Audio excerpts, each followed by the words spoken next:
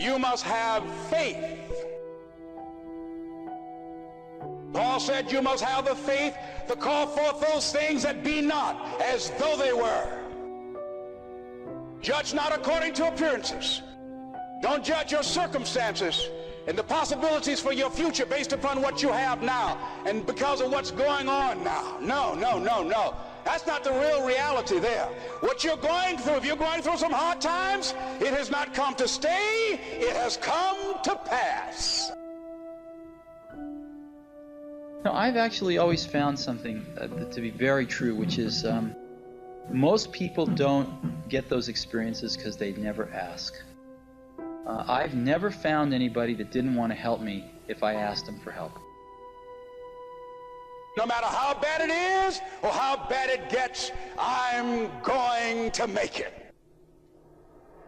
So you've got to have faith. You talk to yourself. You say that affirmation. The next step is you must have patience and engage in consistent action. I've never found anyone who said no or hung up the phone when I called. I just asked. And when people ask me, I try to be as responsive, to pay that debt of gratitude back.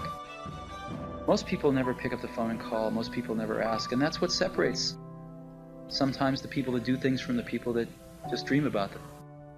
You gotta act. And you've got to be willing to fail. You've got to be willing to crash and burn. With people on the phone, with starting a company, with whatever. Patience and engage in consistent action. See, everything does not always happen, ladies and gentlemen, when we want it to happen.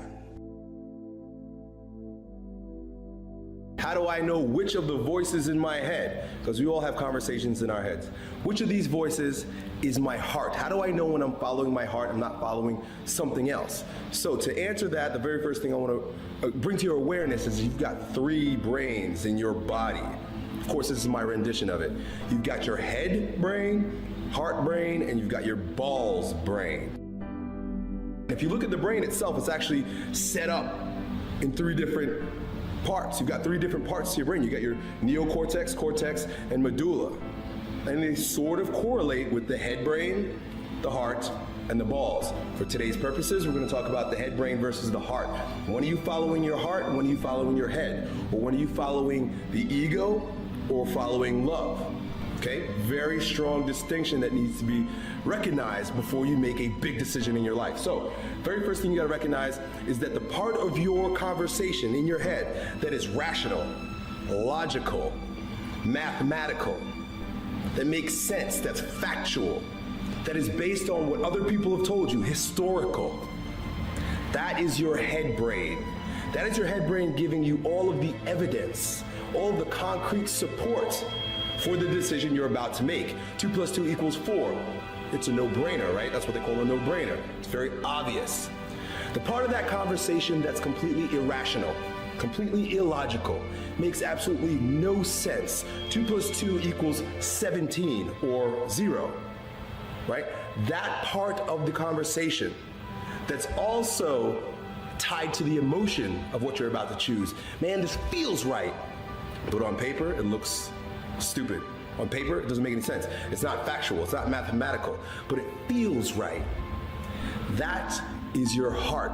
And in the same way that you have to fall in love, heart's associated with love, you've got to fall into that decision. Nobody rationally chooses, makes a concrete, evidence-supported choice to fall in love. That's why they call this shit falling. You have to let go and completely fall into that situation.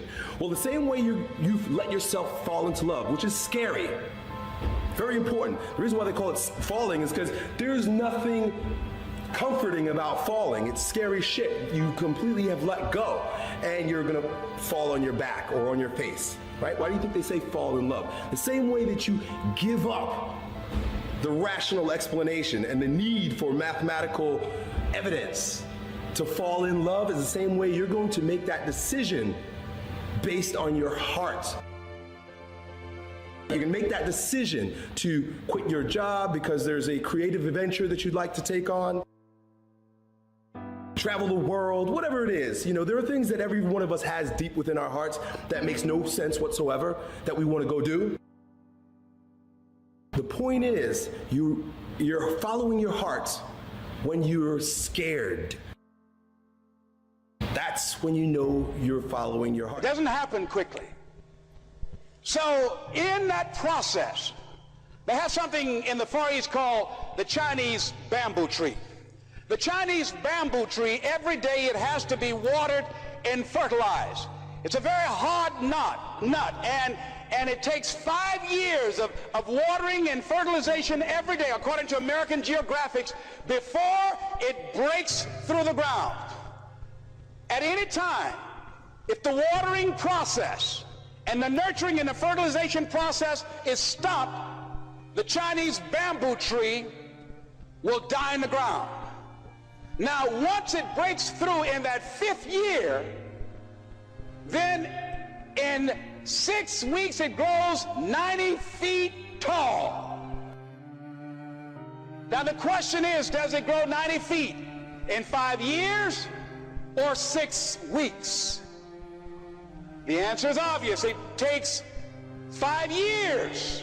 That's how long it took to grow it, to build that foundation, to nurture it, to water it, to build the reputation, to build the credibility, to learn the market, to learn people, to learn yourself, to learn the system, to learn how to do it, to figure it out. That's why you must have patience and engage in consistent action. We live in a world, ladies and gentlemen, where people want instant gratification. They want it right now. They want to be a Dexter Yeager, but they're not willing to pay the price to do what it takes to get up there where Dick Hopper is.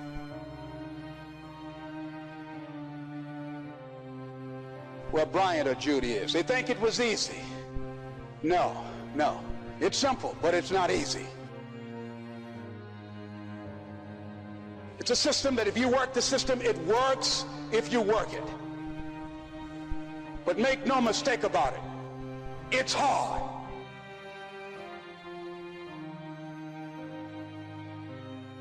And you are the determining factor.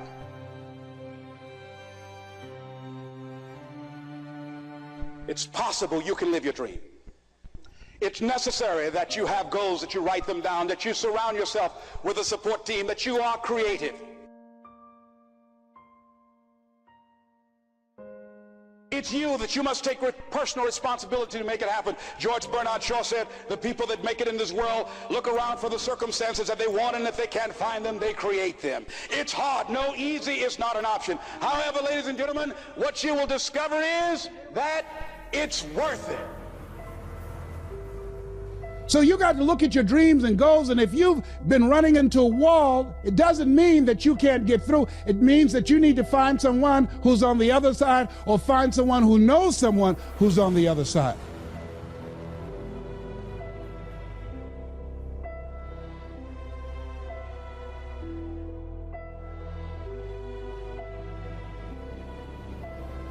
Remember, I said you got to have passion and drive, and you've got to have persistence and perseverance and people and projects. What do you mean projects? Well, that was a big deal to be on Raul Schuler's program. How do we discover our greatness?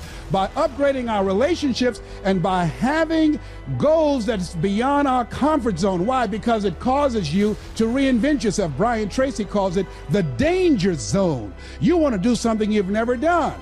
So being on his program was a big deal for me.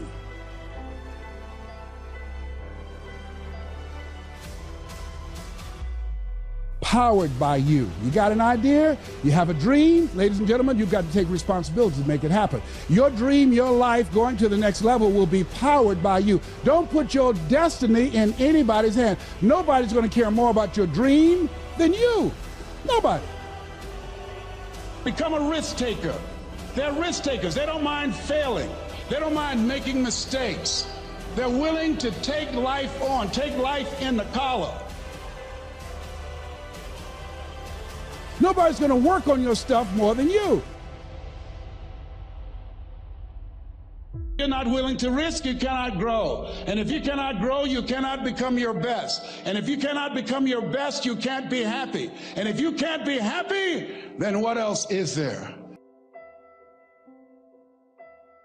Your life is powered by you.